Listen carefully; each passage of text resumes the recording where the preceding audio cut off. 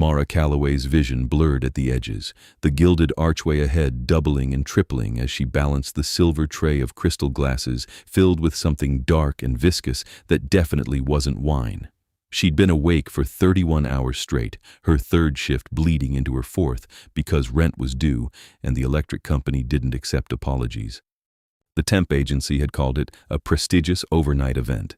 They hadn't mentioned it was a vampire summit held in a castle buried 3 stories beneath the financial district, accessible only through a service elevator behind a dry cleaner's. The ballroom stretched impossibly high, all black marble and silver filigree, lit by chandeliers that seemed to hold actual starlight. Vampires moved through the space like living sculptures, every one of them pale as moonlight with hair ranging from platinum to pure white, their movements too fluid to be human. They wore clothes that looked centuries old and somehow contemporary at once, velvet frock coats over tailored trousers, gowns with trains that whispered across the floor. Mara had served at country clubs and corporate galas, but this was different. Here, the servers were invisible.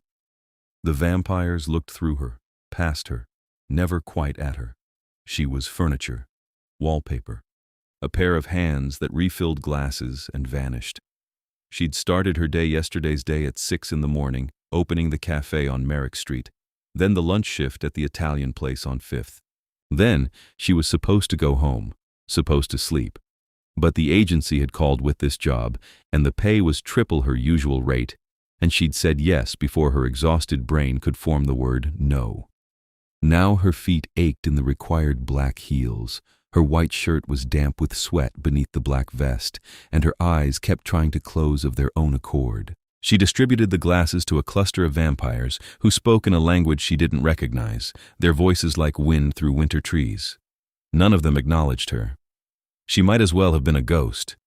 When her tray was empty, she retreated along the ballroom's perimeter, looking for the service door. The summit had been going for 6 hours. She'd been told it might run until dawn. Dawn was 4 hours away. She wasn't sure she'd make it. The corridor behind the ballroom was quieter, lined with velvet benches where, presumably, dignitaries could rest between negotiations. Mara knew she should return to the staging area, refill her tray, keep moving. But her legs had other ideas. She sank onto the nearest bench, telling herself it would just be for a moment. Just 30 seconds to take the weight off her feet. The bench was positioned in an alcove that looked into the ballroom through a gap in the heavy curtains. She could see the summit continuing, a choreographed dance of immortal politics. At the room's far end, elevated on a dais of black stone, sat a throne. And on the throne sat a figure who made every other vampire in the room look diminished by comparison. She'd glimpsed him earlier but hadn't let herself look directly, the same way you didn't stare at the sun. He was tall, even seated, dressed in black that seemed to absorb light, his hair so pale it was almost translucent. His face was all elegant angles, beautiful and terrible at once. But it was his stillness that struck her. Every other vampire in the room moved with that unnatural grace, but he didn't move at all. He sat perfectly motionless, watching everything, his dark eyes missing nothing. The Vampire King. She'd heard the other servers whisper the title with reverence and fear. Mara's eyes drifted closed, just for a second, just to rest them. When they opened again, or maybe they didn't open, maybe she was dreaming the ballroom had shifted. The alcove had become a balcony, or perhaps the balcony had always been there, and she'd simply moved without realizing it. She was still on the bench, but she wasn't alone.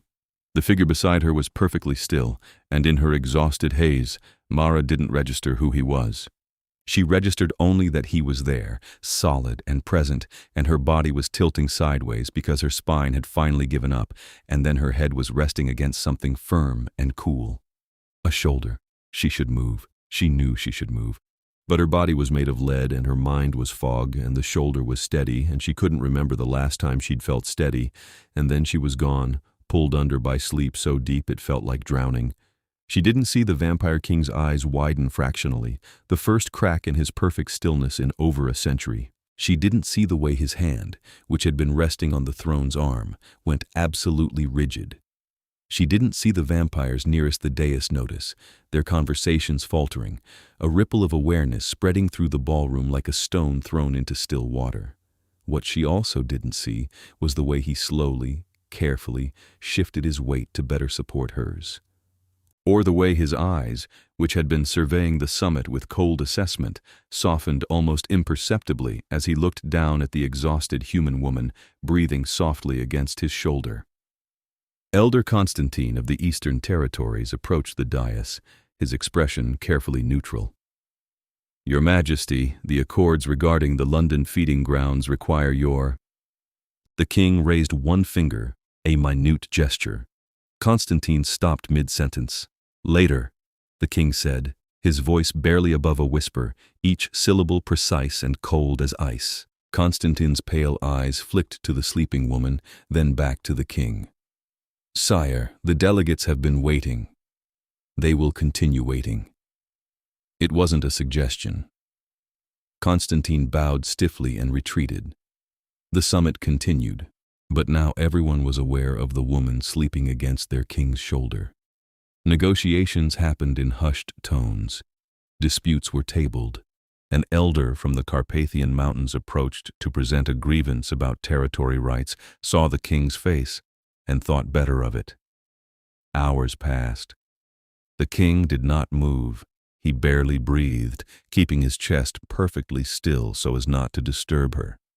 Vampires came and went, shooting glances at the dais, but none dared comment. The sun crept toward the horizon above them, still safely distant. Lady Isadora, the king's seneschal, appeared at his elbow. "Highness, dawn approaches. The summit must adjourn. Then adjourn it. The closing remarks traditionally are postponed. Clear the chamber. Quietly." Isadora's expression flickered with something that might have been surprise, but she bowed and moved away. Within 20 minutes, the ballroom was empty, except for the king on his throne, and the woman sleeping against him. The chandeliers dimmed. The great doors sealed with a sound like a whisper. In the silence, Mara shifted slightly, making a small sound of contentment, and burrowed closer into his shoulder. The king's jaw tightened. His hand, which had been gripping the throne's arm with enough force to crack stone, slowly relaxed. Very carefully, moving with a control that took more effort than commanding armies, he adjusted his arm to support her more comfortably. He looked down at her, this small, fragile human who had collapsed against him in utter exhaustion. Her face was drawn with fatigue even in sleep, shadows beneath her eyes like bruises. Her hands were rough with work, her uniform cheap and worn. She smelled of coffee and cooking oil and human sweat, and underneath it all, the warm, living scent of her blood. He was Hadrian Ashford, King of the Northern Territories, Lord of the Continental Assembly, and he had not moved for another person in 300 years. He did not move now, not until the sky began to pale and she stirred on her own, her eyes opening slowly, confusion replacing sleep. Mara woke gradually, awareness returning in pieces. Comfortable. She was comfortable. That was wrong. She was never comfortable. She worked and she worried and she ran from one job to the next, and comfort was something that happened to other people. Her eyes opened. She was looking at black fabric, expensive and soft.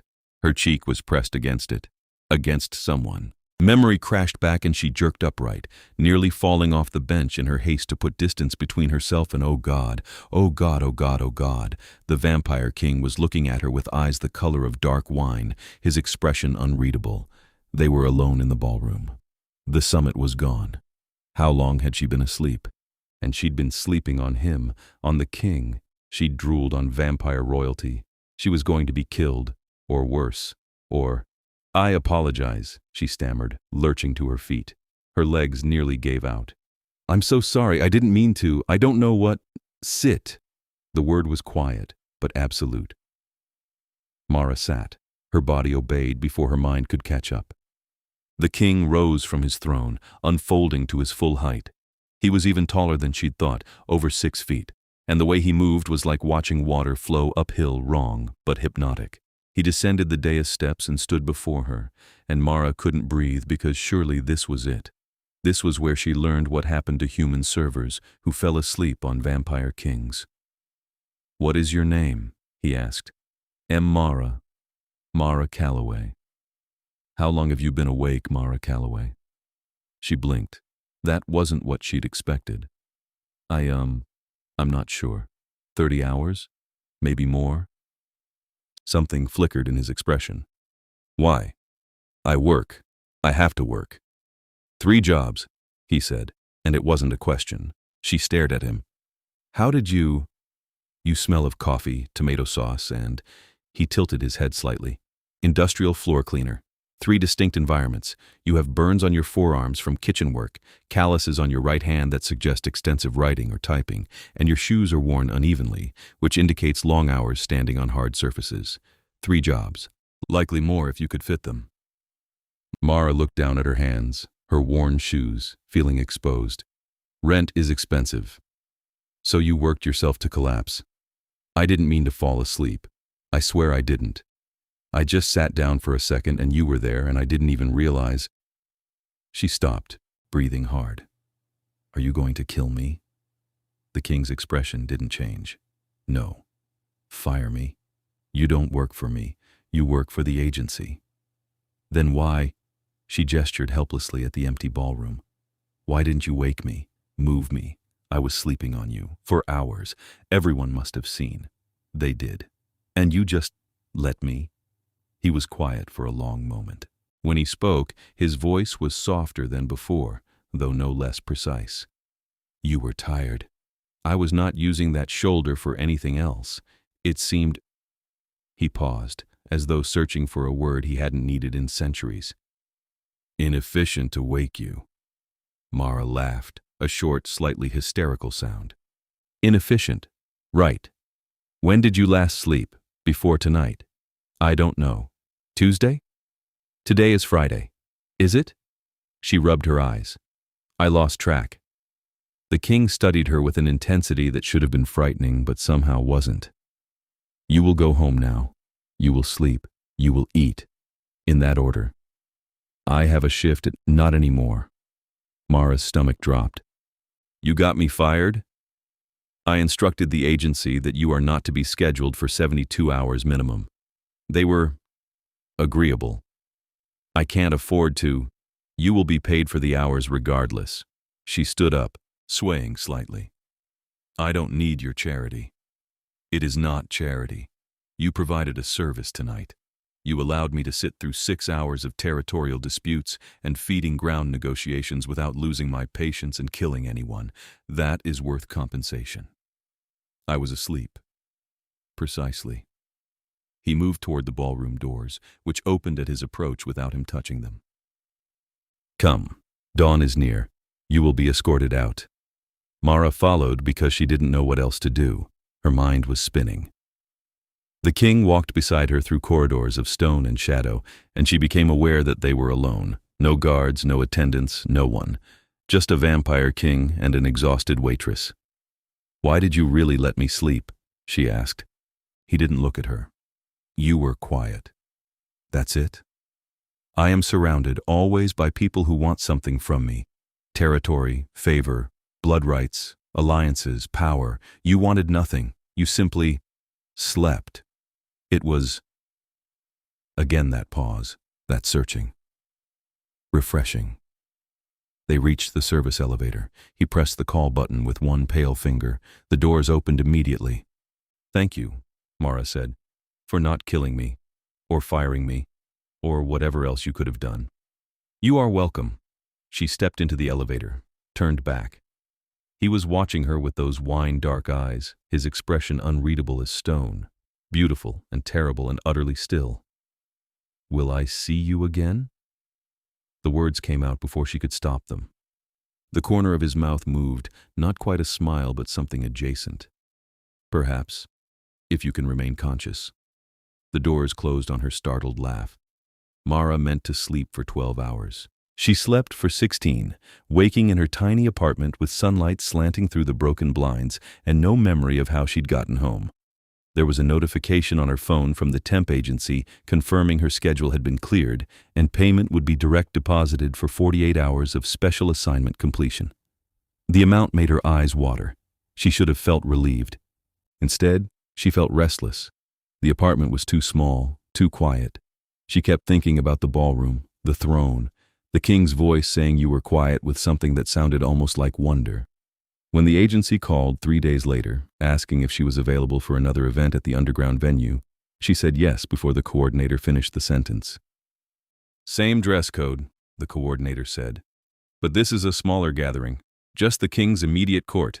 Very exclusive, very well compensated. I'll be there. She told herself it was about the money. The first payment had covered rent and utilities with enough left over for groceries that weren't ramen. Another few jobs like that, and she might be able to quit the cafe or at least cut back her hours at the restaurant. She told herself it had nothing to do with wanting to see if he'd be there, if he'd remember her, if she'd imagined the way his voice had softened when he called her quiet. She was lying to herself, and she knew it. The second event was indeed smaller, held in what the king apparently called his private receiving room, but which looked to Mara like something out of a Gothic fairy tale. Vaulted ceilings disappeared into shadow. Tapestries that had to be centuries old covered the walls. The vampires present, maybe 24 of them, were clearly upper echelon, their clothes even more elaborate, their bearing even more aristocratic. And there, seated in a high-backed chair near the fireplace that burned with black flames, was Hadrian. He looked exactly as she remembered, exactly and impossibly. White hair falling past his shoulders, sharp features, dark eyes. He wore deep burgundy tonight, almost the color of fresh blood, with silver embroidery at the collar and cuffs. He was listening to a vampire woman with elaborate braids speak about maritime shipping routes, his attention seemingly absolute. But when Mara entered with her tray of glasses, his eyes found her immediately. Their gazes met for half a second. His expression didn't change, neither did hers. But something passed between them, a recognition, a remembering. She worked for 3 hours, serving drinks and removing empty glasses, invisible again to everyone but hyper-aware that she was not invisible to him. She felt his attention like a physical thing, a weight that followed her around the room. Every time she glanced in his direction, he was looking elsewhere, engaged in conversation, perfectly attentive to his court. But she knew. Somehow she knew. The gathering wound down near midnight. Vampires departed in 2s and 3s, offering elaborate bows to their king before leaving. Mara busied herself collecting glasses, stacking them on her tray with careful precision. Leave them. She turned. The room was empty except for Hadrian, who had risen from his chair and was watching her from across the room. I'm supposed to clean up before The staff will handle it. Come here. It should have sounded like a command. Somehow it didn't. Mara set down her tray and crossed the room, stopping a few feet from him. Up close, she could see the inhuman perfection of his features, the way his skin seemed to glow faintly in the firelight. He studied her face with the same intensity he'd shown before. You came back, he said. I needed the work. Did you? It wasn't quite a question. Mara felt her cheeks warm. The money is good. There are other agencies, other venues. Maybe I like the commute. His lips twitched. 3 floors down in a service elevator behind a dry cleaner's. It's convenient. Mara Calloway. He said her name like he was tasting it. You are a poor liar. I'm an excellent liar. I tell customers their food will be right out when I know the kitchen is backed up. I tell my landlord the rent check is in the mail. I tell myself I'm fine when I've been awake for 2 days straight. I lie all the time. But not convincingly, not to me. She should leave. This was dangerous. He was dangerous. He was a vampire, a king, something utterly beyond her understanding or her world. But she didn't move. Why did you really come back? He asked, softer now. I don't know, she whispered. I wanted to see you again. I wanted to know if I'd imagined it. Imagined what? The way you looked at me, like I was real, not invisible, not furniture, real. Hadrian moved closer, and Mara's breath caught. He moved like shadows shifting, like time itself bending around him. He stopped just within arm's reach. You are the only real thing I have encountered in a century, he said. Everything else is performance, politics, games played by creatures who have forgotten what it means to be genuine. But you fell asleep on my shoulder because you were too exhausted to care that I could kill you with a thought. That was real. I care that you could kill me, Mara said. I just couldn't stay awake long enough to do anything about it. And now? Are you going to run? No. Why not? Because I think you're lonely, she said. The words came from somewhere deep and honest. I think you're surrounded by people all the time and completely alone. And I know what that feels like. Something shifted in his expression, a crack in the marble. You presume much, human. Probably. But am I wrong? He didn't answer. He lifted one hand, slowly, telegraphing the movement, and touched her cheek with the backs of his fingers. His skin was cool, but not cold, impossibly smooth. Mara shivered. You work 3 jobs, he said quietly. You sleep 4 hours a night if you're fortunate. You burn yourself to ashes making other people's coffee and serving other people's food and cleaning other people's floors, and no one sees you do it. That's just life. For people like me, anyway. It should not be. Well, it is. His thumb brushed her jaw. What if it wasn't?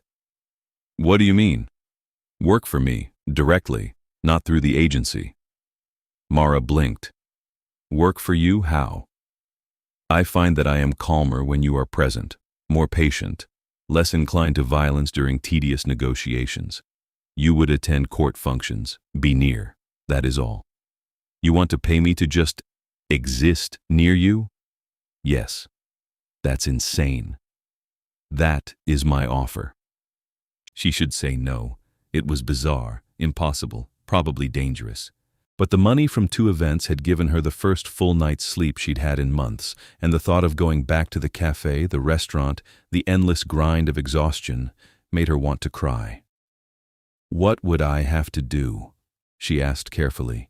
Attend events when requested, sit in on certain meetings, remain visible but unobtrusive. You would be compensated well enough to quit your other employment. All of it? All of it. And that's it. You don't want... She hesitated. Anything else? His eyes darkened. If I wanted your blood, Mara Calloway, I would ask, clearly, directly. I do not take what is not freely offered, not from humans, not from anyone. What I want is your presence, your realness, nothing more, unless you wish to offer more, in which case I would consider the offer on its own merits. Heat flooded through her. I am not asking you to bed me. His voice was dry. I am asking you to help me endure the interminable tedium of vampire politics without murdering my own advisors. By existing.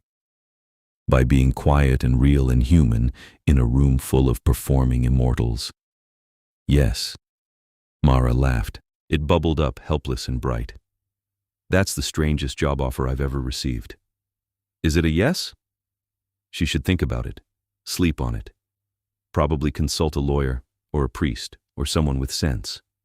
Instead, she heard herself say, yes. The smile that crossed Hadrian's face was small and fleeting but genuine, and it transformed him from marble king to something almost approachable. Almost. Good, he said. You start tomorrow. Be here at sundown. And Mara? Yes? Sleep first. I prefer you conscious. Over the following weeks, Mara learned the rhythms of the vampire court. She learned that Hadrian held audiences every Tuesday and Friday, that disputes over feeding territories could last for hours, that vampire politics were essentially immortal high school with bloodshed. She learned to recognize the major players, Lady Isidora, the seneschal, who ran the court with ruthless efficiency, Elder Constantine, who smiled too much and trusted no one, Lord Valerius, who was ancient even by vampire standards and spoke in riddles. She learned that her job, strange as it was, actually worked. When she sat quietly in the corner of the receiving room, Hadrian was noticeably more patient. Negotiations that might have ended in violence instead ended in cold compromise.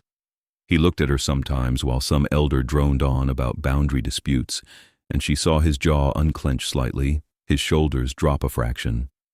She was an anchor, a reminder of something beyond the endless political dance.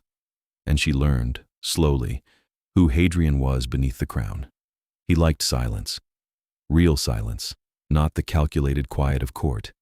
He read constantly, books in languages she didn't recognize.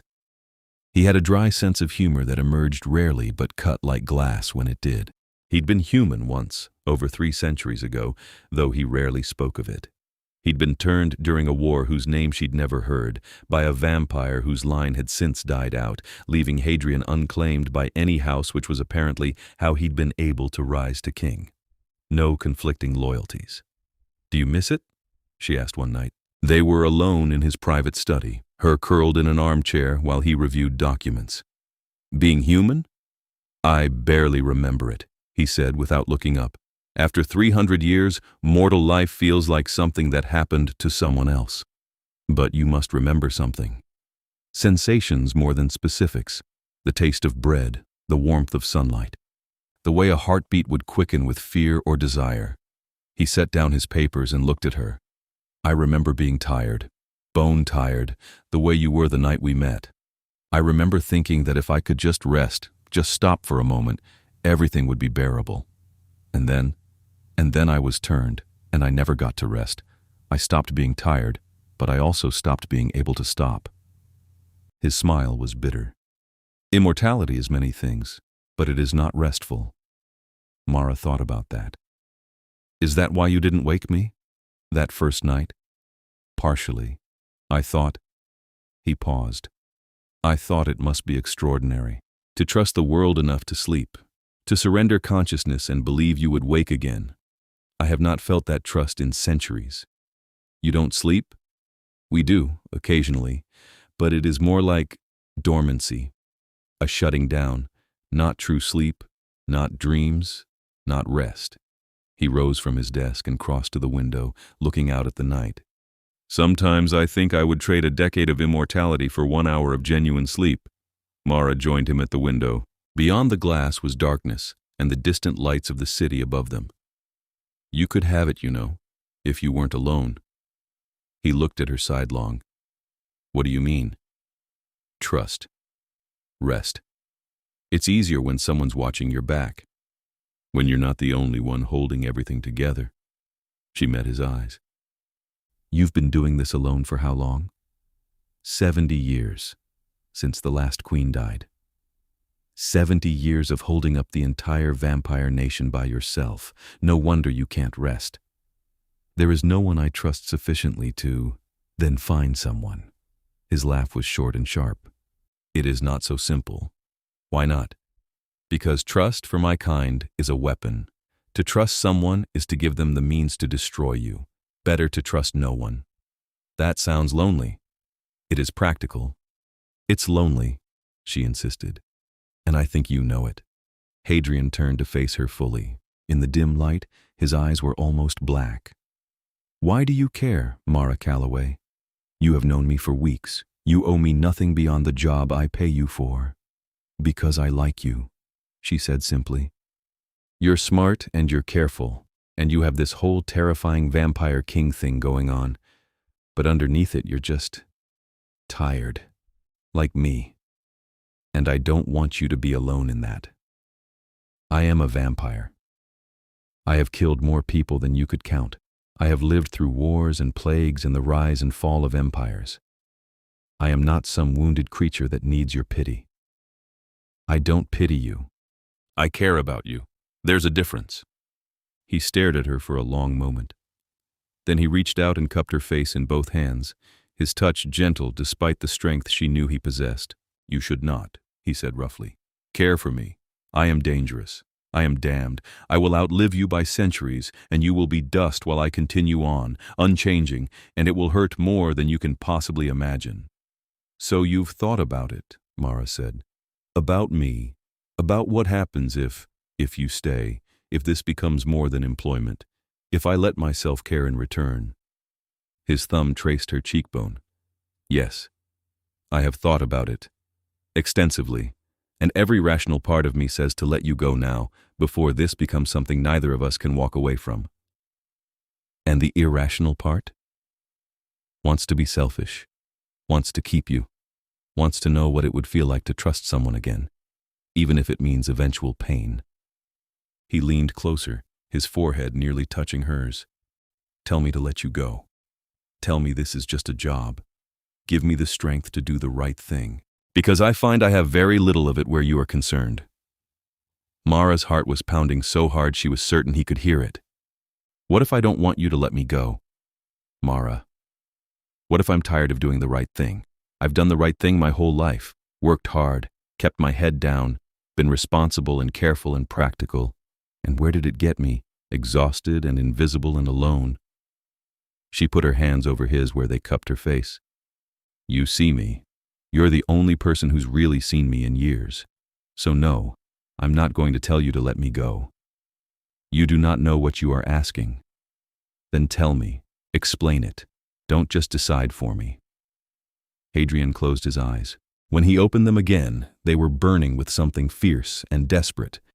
"If I let myself care for you, I will be selfish. I will want all of your time, all of your attention. I will be possessive in ways that are not rational or human. I will want to keep you safe, which means keeping you close, which means pulling you deeper into my world, a world of danger and politics and creatures who would use you to hurt me." "Okay. Okay?" He sounded incredulous. "I'm already in your world. I'm already close, and I'm not fragile. I'm not some delicate flower who needs protecting from reality. I've survived poverty and exhaustion and working myself to the bone. I think I can handle vampire politics." "They will see you as a weakness, a vulnerability to exploit. Let them try." A sound escaped him, half laugh, half groan. "You are either the bravest person I have ever met or the most foolish. Can't I be both?" And then he was kissing her, his mouth cool and sure against hers, one hand sliding into her hair while the other wrapped around her waist, pulling her flush against him. Mara gasped, and he deepened the kiss, and it was like falling and flying at once, terrifying and exhilarating and right. When they finally broke apart, both breathing hard, well, she was breathing hard. He was breathing more than usual, which probably counted. She was smiling. "So," she said, "I guess this is happening." "It would appear so." He rested his forehead against hers. "God help us both. I think we're past divine intervention at this point." His laugh was soft and genuine, and she felt it all the way through her bones. The court noticed, of course. Vampires noticed everything. Within a week, everyone knew that the human woman in the corner was more than just an employee. The way Hadrian looked at her, spoke to her, positioned himself between her and any potential threat, it was obvious. Most of the court accepted it with varying degrees of curiosity or indifference. A king's paramour was hardly unprecedented, but there were some who saw opportunity in Hadrian's attachment. Elder Constantine was the first to test the waters. It happened during a Friday audience. Mara was in her usual chair, half listening to a dispute about feeding rights in the theater district, when Constantine rose from his seat. "Your Majesty, if I may raise a point of order." Hadrian's eyes narrowed fractionally. "Proceed." "It has come to my attention that there is a human present during these proceedings. A human who is not bound, not claimed, not registered with the assembly as protected." Constantine's smile was all teeth. "This is highly irregular. The accords are quite clear about humans who frequent vampire spaces." The room went very quiet. "The accords," Hadrian said, his voice dangerously soft, "address humans who are at risk of exposure or exploitation. Miss Calloway is neither. With respect, Majesty, the law does not make such distinctions. Any human who maintains regular presence in vampire territory must be formally claimed or released. For their own protection, of course." "Of course," Hadrian echoed, his tone making it clear he believed nothing of the sort. Mara's stomach clenched. She'd read about claiming during her crash course in vampire law. It was essentially ownership. A vampire claimed a human, and that human became property, subject to the vampire's absolute authority. It was supposed to protect humans from being fed on indiscriminately, but in practice, it was bondage with fangs. "The law," Constantine continued, "states that any human found unprotected in the royal presence during official proceedings becomes, by default, property of the crown, unless publicly disavowed. So I ask your majesty, do you claim the human, or do you release her? It was a trap. If Hadrian claimed her, he made her property, which would destroy whatever was growing between them. If he disavowed her, he'd have to eject her from court, likely forbid her return. Either way, Constantine won. Mara stood up. Actually, sit down, Hadrian said quietly. But sit down. The command in his voice was absolute. Mara sat, her heart pounding. Hadrian rose from his throne. He descended the dais steps slowly, each movement precise and controlled, and the temperature in the room seemed to drop. When he spoke, his voice carried to every corner. Elder Constantine raises an interesting point of law. The Accords do indeed address the status of humans in vampire spaces. However, the Elder has conveniently forgotten several key provisions. He stopped directly in front of Constantine, towering over him. The law regarding automatic claiming applies only to humans who are unguarded and vulnerable. Miss Calloway is neither. She is here by my explicit invitation, under my explicit protection. That protection supersedes any claim of default ownership. The law does not specify. The law, Hadrian cut him off, was written when I was already 200 years old. I helped draft it. Do not presume to lecture me on its contents. Constantine's jaw tightened. Then you claim her formally? I claim nothing. She is not property to be claimed. She is a free human under my protection, which is a status the Accords explicitly recognize for consultants, advisors, and essential personnel. Hadrian's smile was cold and sharp. And as of this moment, Miss Calloway holds the official position of Royal Liaison for Human Affairs, a newly created office whose occupant is granted full diplomatic immunity within these halls. The room erupted in murmurs. Constantine's expression went rigid with fury. You cannot simply invent positions to circumvent, I am the king. I can invent whatever positions I deem necessary for the functioning of my court. Or did you forget that detail while you were busy trying to manipulate me into imprisoning a woman I care for? Hadrian leaned in closer, his voice dropping to a lethal whisper. Attempt something like this again, Constantine, and you will learn that my patience has limits. Are we clear? Crystal, Your Majesty. Good. This audience is concluded. Everyone out. The vampires filed out in silence. Mara remained frozen in her chair, her mind racing. Royal Liaison for Human Affairs. He'd made up an entire governmental position on the spot just to protect her. When the room was empty, Hadrian returned to where she sat. He knelt in front of her chair, bringing them to eye level. Are you all right? He asked. You made me a diplomat. I made you untouchable. There is a difference. Hadrian, you didn't have to. Yes, he said fiercely. I did. You are not property. You will never be property. I do not care what the Accords say or what political games my court wants to play. You are mine because you choose to be, not because I claimed you. That matters. Mara touched his face, feeling the cool smoothness of his skin. He was trying to force your hand, to make you choose between court law and me. There was no choice. It was always going to be you. That's dangerous. You said yourself that people would use me to hurt you. Then they will learn that hurting you is the fastest way to end their existence. He caught her hand and kissed her palm. I have been cautious and political for 70 years. I have compromised and calculated and played their games. But you are the one thing I will not compromise on. Let them know it. Let them adjust accordingly. You're going to start a war over me. If necessary. She should protest, should tell him he was being irrational. But she looked into his dark eyes and saw centuries of loneliness and isolation, and she understood. She was the first real thing he'd allowed himself to care about in longer than she could imagine. Of course, he would defend that with everything he had. Okay, she said, but I'm learning vampire law, all of it. If I'm going to be a liaison, I'm going to be a good one, and I'm not going to hide in the corner anymore. If I'm part of this court, I'm going to actually be part of it. Hadrian's smile was fierce and proud. I would expect nothing less. Over the next months, Mara learned.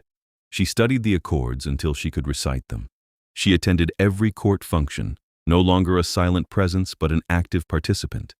She asked questions, offered perspectives, forced the vampires to consider the human implications of their policies. Some of them hated her for it. Others, slowly, began to respect her. And through it all, her relationship with Hadrian deepened.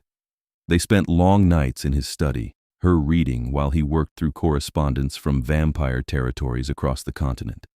They walked the underground gardens that bloomed in the artificial light, talking about everything and nothing. He told her about the world before electricity, before automobiles, before airplanes. She told him about growing up poor, about her mother who'd worked 3 jobs until it killed her, about her fear of ending up the same way. "You won't," he said. "Not now. Not while I exist. You can't protect me from everything. Watch me try." He was gentler than she'd expected, this vampire king, careful with his strength, attentive to her comfort. When he kissed her, it was with a restraint that probably cost him, always letting her set the pace. When she finally invited him to her apartment, embarrassed by how small and shabby it was compared to his underground palace, he looked around with genuine interest. "You live here alone?" he asked. "Yeah. It's not much, but it's mine." He touched the blanket on her couch, the books stacked on the coffee table, the photographs on the wall of her with friends, her mother. "It is very you. Small and cheap?" "Warm," he corrected. "Real, lived in. My spaces are beautiful but sterile. This is a home."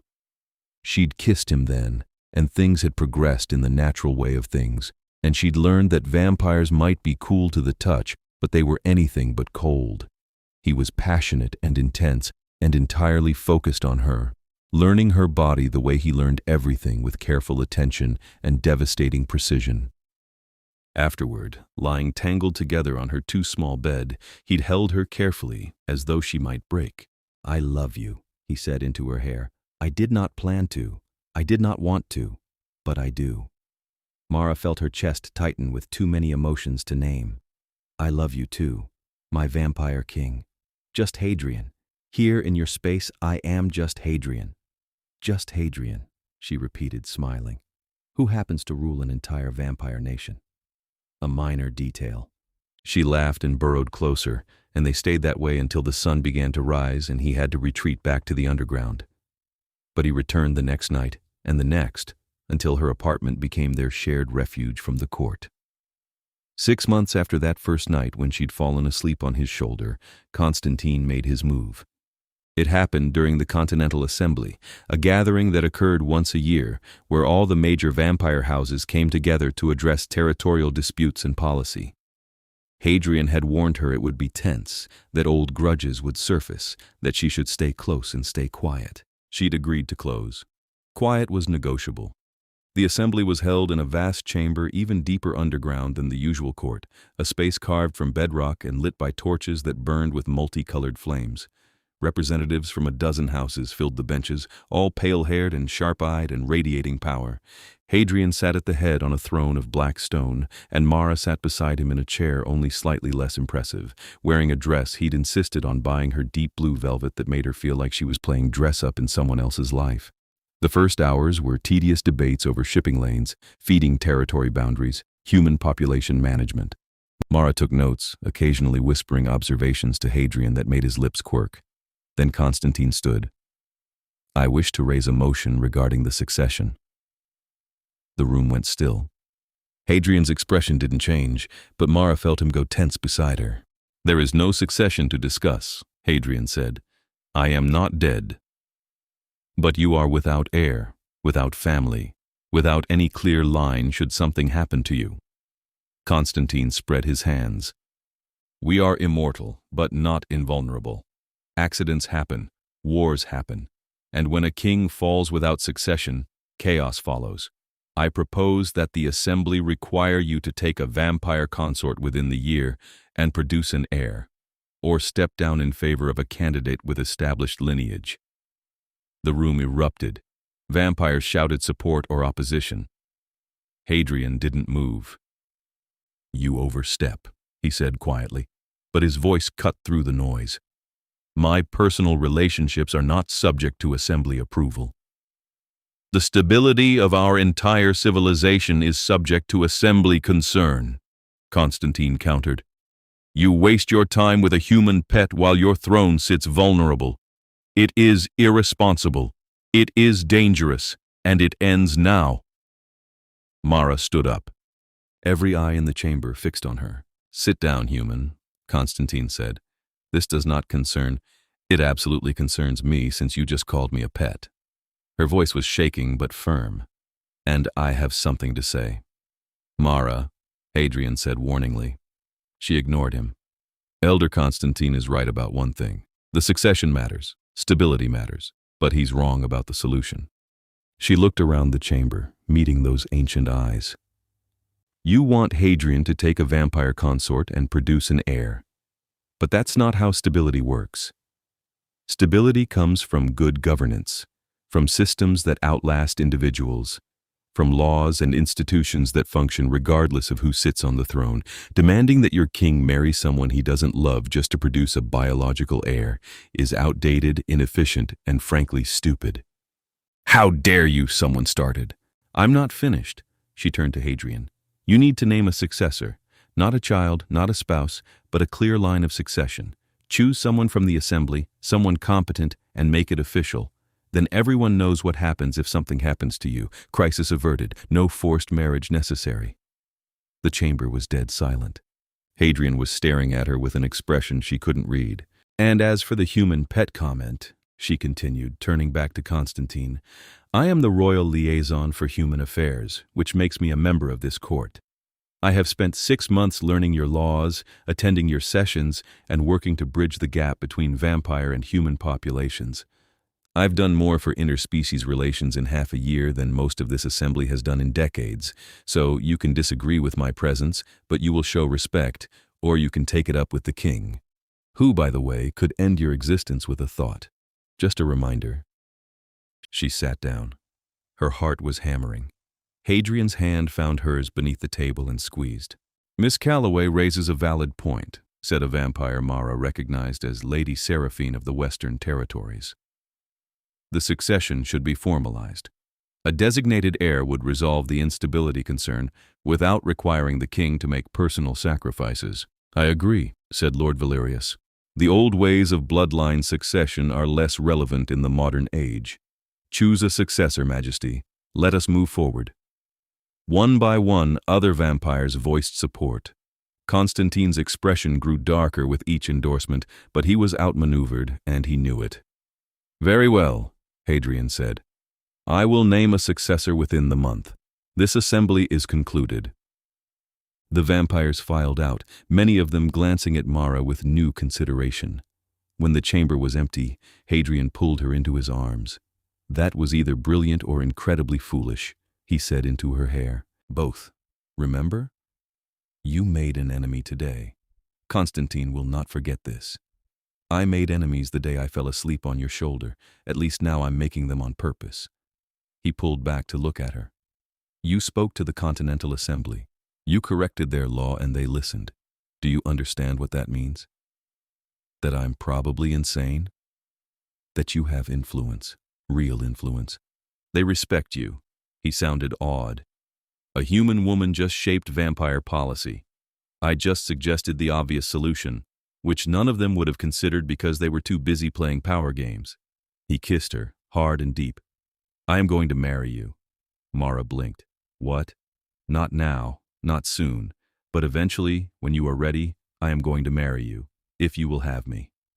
Hadrian, we've been together 6 months. I have lived over 3 centuries. I know my own mind. I love you. I want to spend whatever time we have together. And yes, I am aware that your time is limited and mine is not, and I do not care. I will take 50 years with you over an eternity with anyone else. Tears pricked Mara's eyes. You're supposed to take a vampire consort. I am supposed to do what is best for my kingdom. You are what is best for me, which makes you best for the kingdom. The logic is sound. That's the most vampire thing you've ever said. Is that a yes? It's a ask me again in a year, and we'll see. His smile was blinding. I can work with that. Constantine did not take his defeat gracefully. Over the following weeks, Mara noticed him watching her with calculation. He asked pointed questions during assembly sessions, trying to catch her in errors. When that failed, he began spreading rumors that she was manipulating the king, that she was a security risk, that her influence was dangerous. Hadrian shut down each rumor with ruthless efficiency, but Mara could see the toll it was taking. He was more tense, quicker to anger.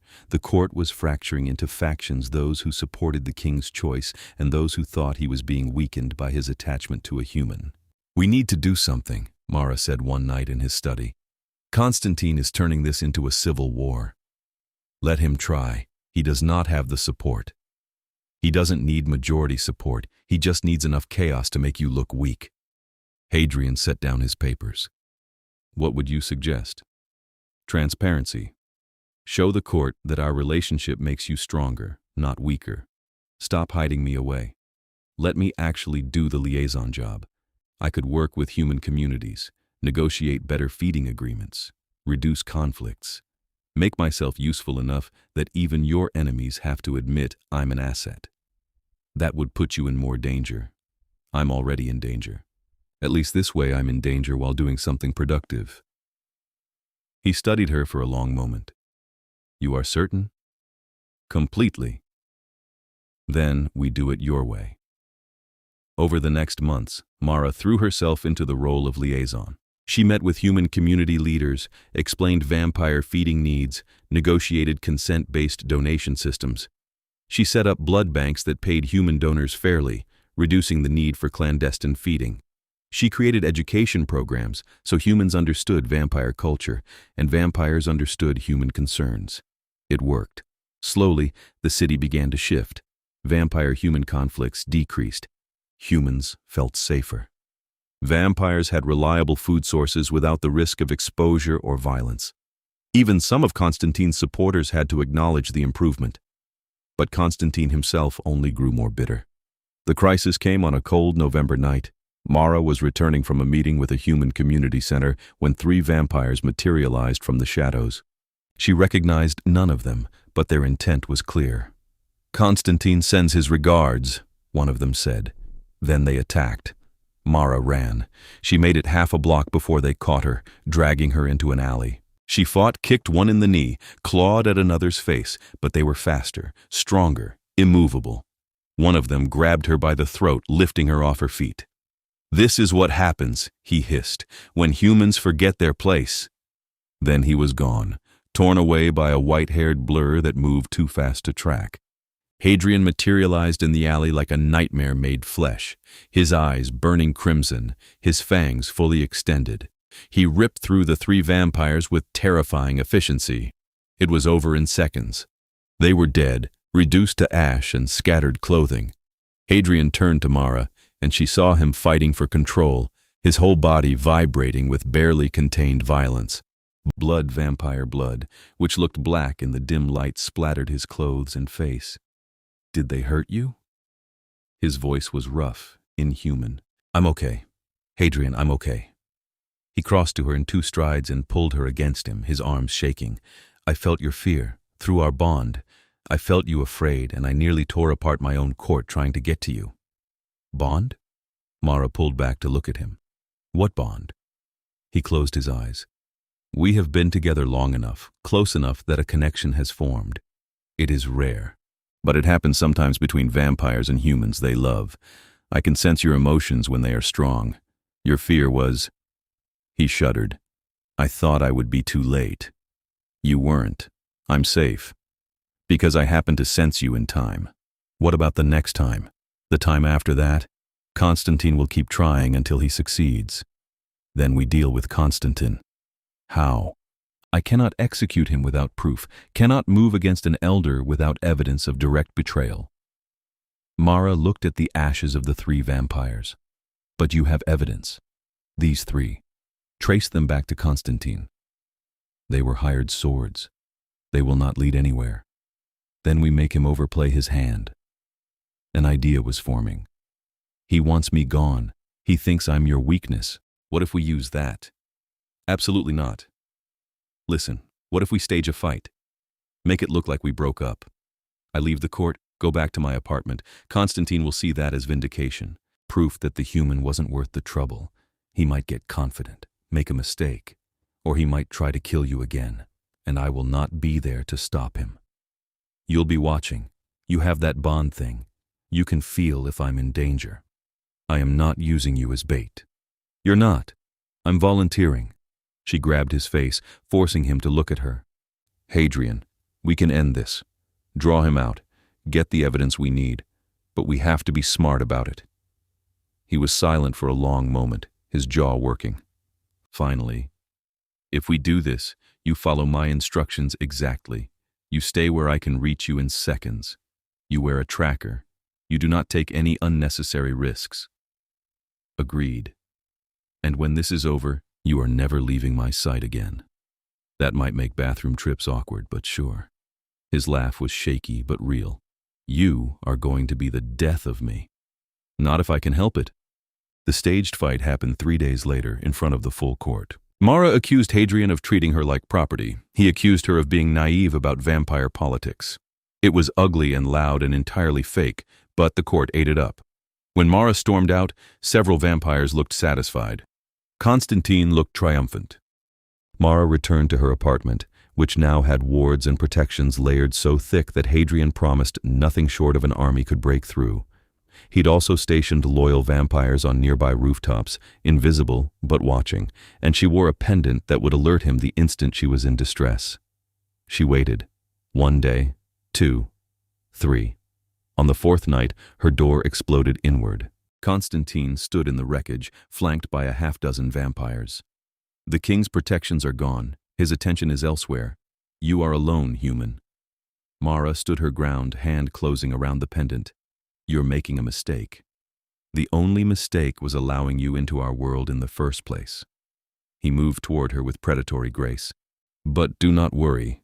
Your death will serve a purpose. It will remind Hadrian that humans are fragile, temporary things, not worth the chaos you have caused. She is worth everything, Hadrian said from the shattered doorway. Constantine whirled. Hadrian stood there with Isidora, Valerius, and a dozen other vampires behind him. The wards, Constantine started, were deliberately lowered to allow you entry. Every word you have spoken has been witnessed by the High Council. Hadrian's smile was cold and terrible. You are condemned by your own arrogance. Constantine's face twisted. You sacrificed your human pet for a political trap? I trusted my human partner to help me end a threat to our kingdom. There is a difference. Hadrian moved into the room, and the other vampires followed. You attempted to assassinate a member of my court. You hired killers to attack her. And now you have confessed to conspiracy to murder in front of witnesses. The penalty is death. The assembly will never. I am the assembly's head. I am the king. And you have committed treason. Hadrian looked at Isidora. Do it. Isidora moved with brutal efficiency. Constantine didn't even have time to scream. One moment he was there, the next he was ash. The vampires he'd brought tried to run. They didn't make it far. When it was over, Hadrian crossed to Mara and pulled her into his arms. Are you all right? Fine. Terrified, but fine. She was shaking now that the adrenaline was fading. Is it over? It is over. Good. She buried her face in his shoulder. Don't ever make me bait again. Never, I promise. The court stabilized after Constantine's execution. His supporters scattered or bent the knee. Hadrian named Valerius as his formal successor, which satisfied the assembly's concerns. And Mara continued her work as liaison, now with the full backing of the council. A year after that first night, Hadrian asked again. They were in his private quarters, overlooking the underground gardens. Mara was reading, curled against his side. Marry me, he said. She looked up. Just like that. You said to ask again in a year. It has been a year. So it has. She set down her book. You know I'll die eventually. Probably in 50 or 60 years if I'm lucky. You'll be alone again. I will have had 50 or 60 years with you. That is more than I dared hope for. And you're okay with that? Watching me age while you stay the same? I am okay with loving you for as long as we have, however long that is. He took her hand. unless you would consider turning. I would never force it, but the option exists. Mara had thought about it. Immortality. Staying with him forever. But she thought about sunrises, about the warmth of being alive, about staying human. Can I decide later, after we're married? I need time to think about it. Of course, there is no rush. We have time. Then yes, I'll marry you. His smile could have lit the whole underground. Truly? Truly, on one condition. Name it. I want to get married at dawn, outside. I want to see the sunrise on my wedding day.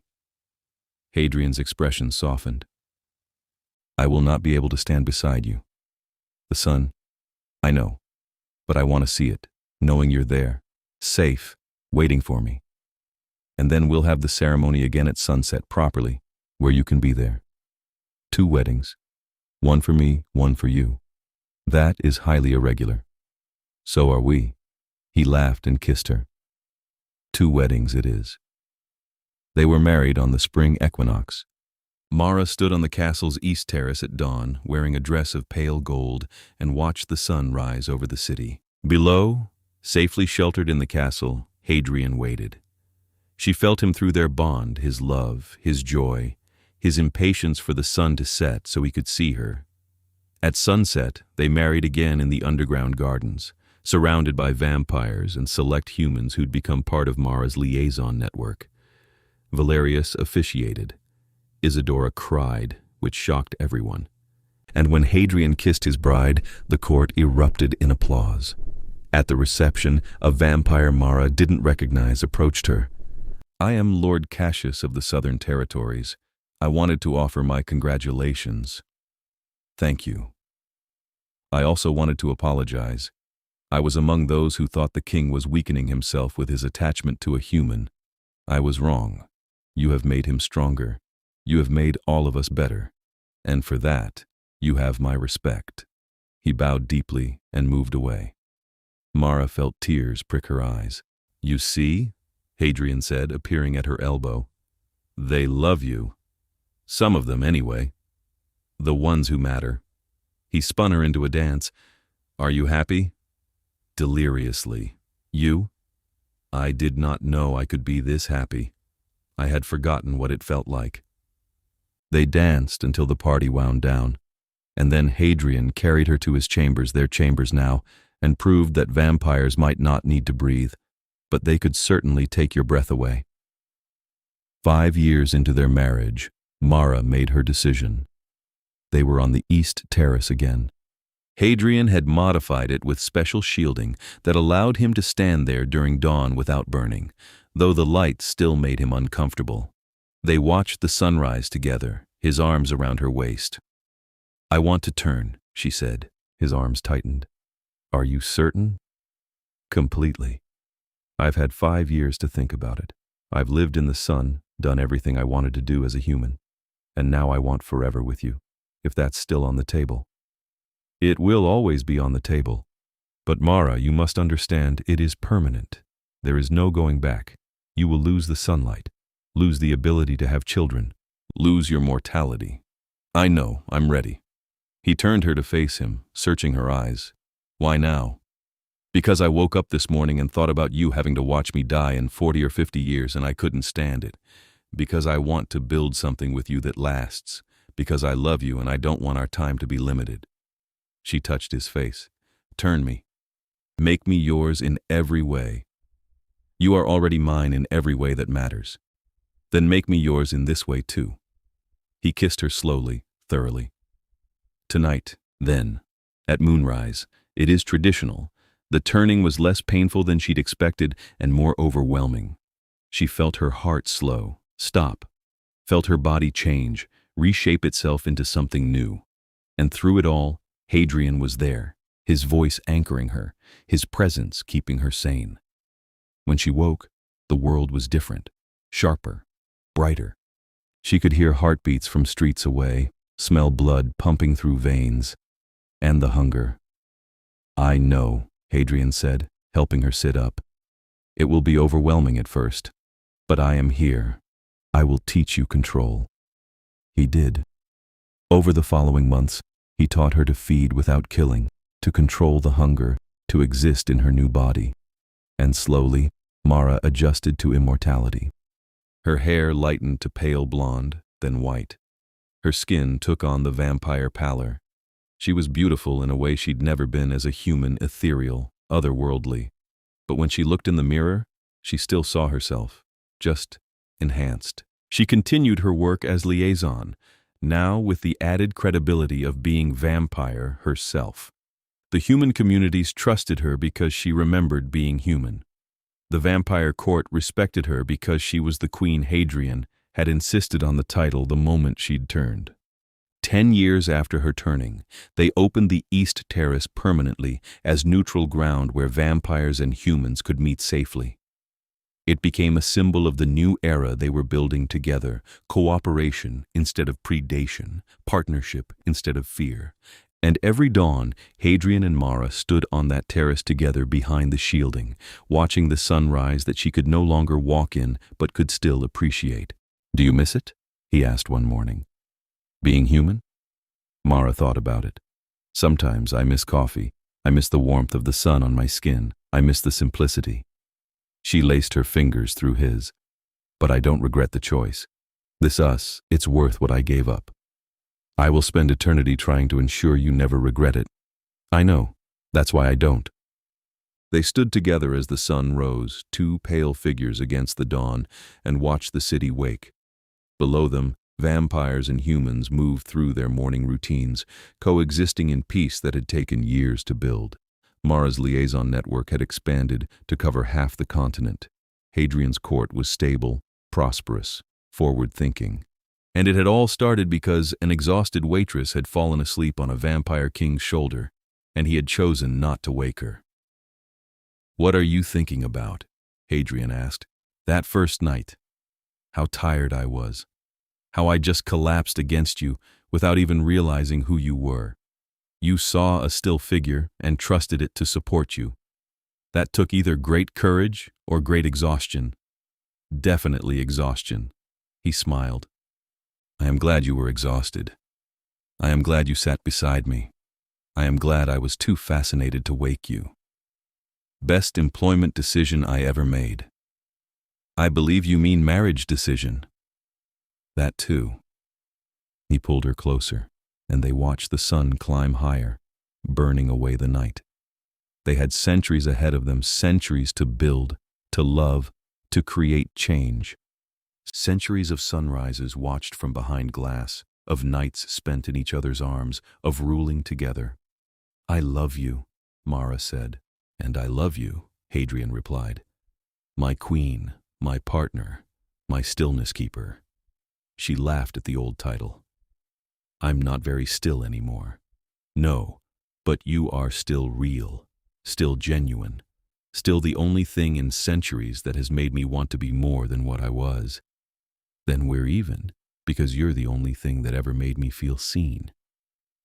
They kissed as the sun fully rose, two immortals at the edge of dawn, and below them their kingdom woke to another day of the peace they had built together.